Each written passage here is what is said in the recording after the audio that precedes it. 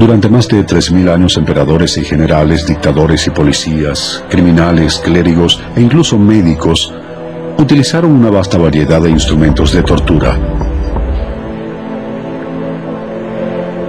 Esos insidiosos instrumentos incluían a lo mundano y lo exótico, desde puños y pies hasta máquinas elaboradas que literalmente cocinaban a fuego lento a sus víctimas. Las cruces de madera eran las favoritas de los antiguos romanos, cajas de metal con púas, máquinas para estirar e instrumentos sexuales elaborados por los europeos medievales.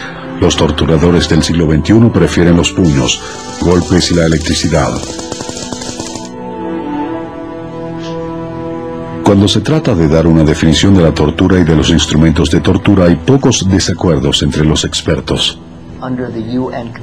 Bajo la Convención de las Naciones Unidas contra la Tortura, la cual fue aprobada por la Asamblea General en 1984, la tortura es definida como una actividad cruel, inhumana o degradante en contra de un individuo con el propósito de extraer información, castigar, por venganza o intimidación. Un instrumento de tortura es, en esencia, cualquier instrumento que se utilice para infligir dolor a un ser humano. ¿Qué clase de persona tortura a otro ser humano? ¿Quién entre nosotros sentiría la inspiración para construir un instrumento de tortura y luego utilizarlo?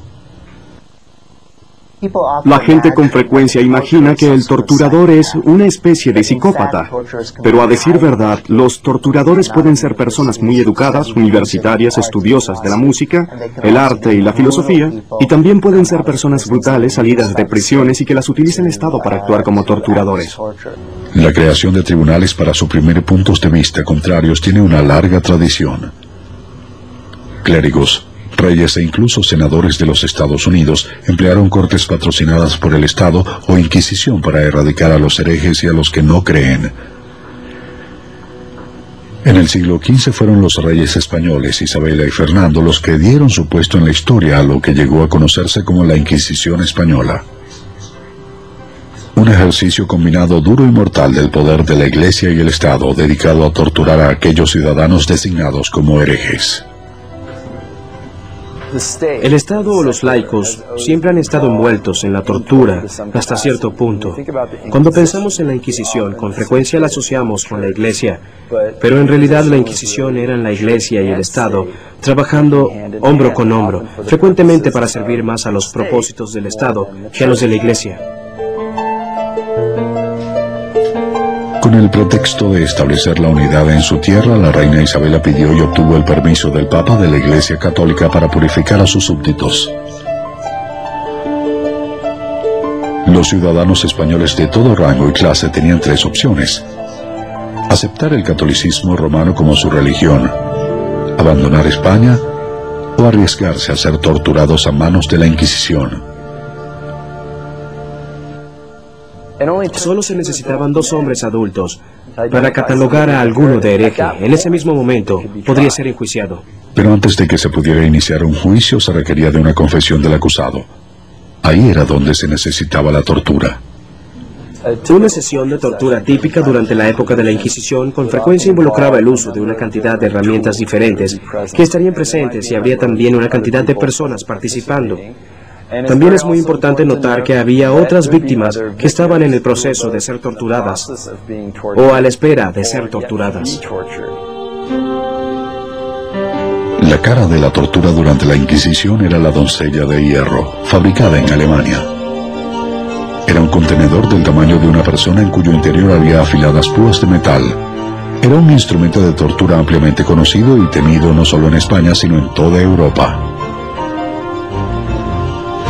Había mucho de habilidad manual, inventiva y conocimiento del cuerpo humano en la producción y diseño de la doncella de hierro.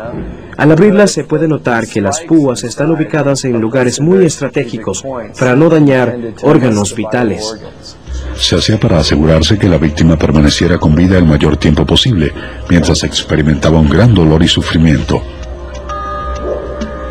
Aunque puede que la doncella de hierro haya sido la cara de la Inquisición, generalmente se pensaba que el potro de tormento era su caballo de batalla. El potro de tormento es una de las formas más comunes que conocemos, en el sentido que se pueden usar muchos métodos distintos en el proceso, en la creación de la tortura. El primer elemento es la manivela en el extremo. Aquí es donde se atan los pies de la persona. Gradualmente se haría más presión para alargar el cuerpo. La víctima estaría encima de las púas, que, por supuesto, habrían sido más afiladas. Y luego en ese extremo, las manos estarían atadas dejando a la víctima expuesta y frecuentemente desnuda. En ese punto se podía hacer cualquier cantidad de cosas.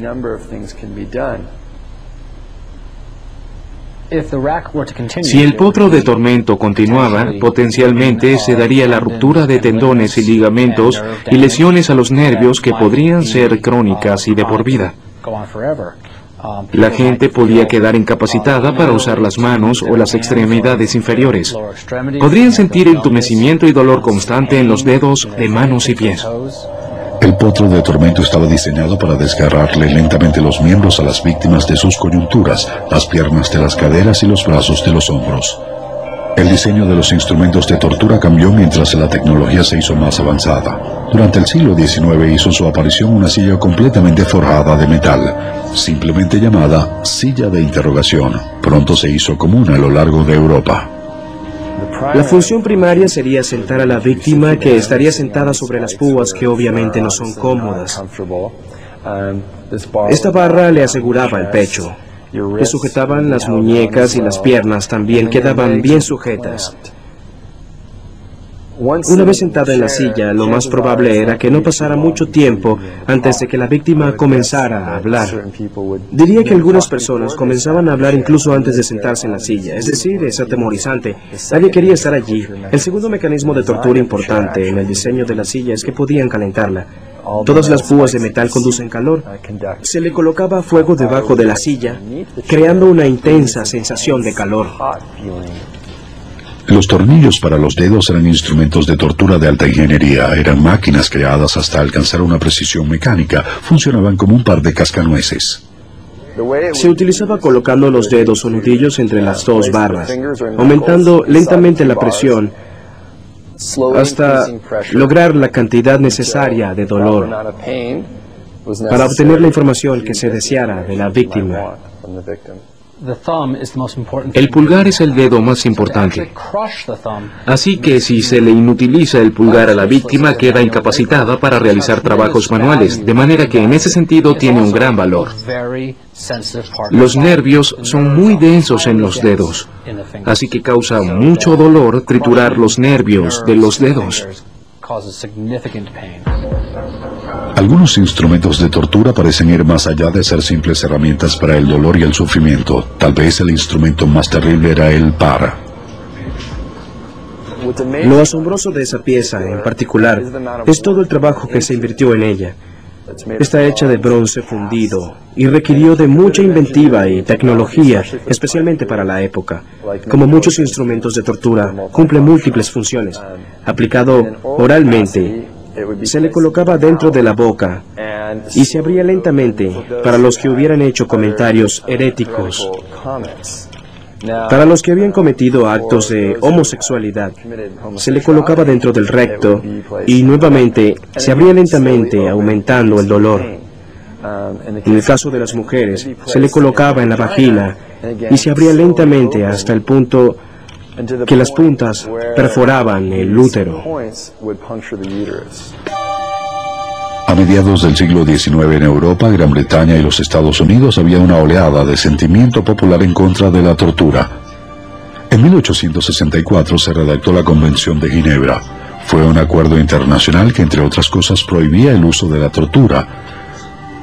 Pero en lugar de ponerle punto final a la práctica, lentamente la convirtió en algo clandestino.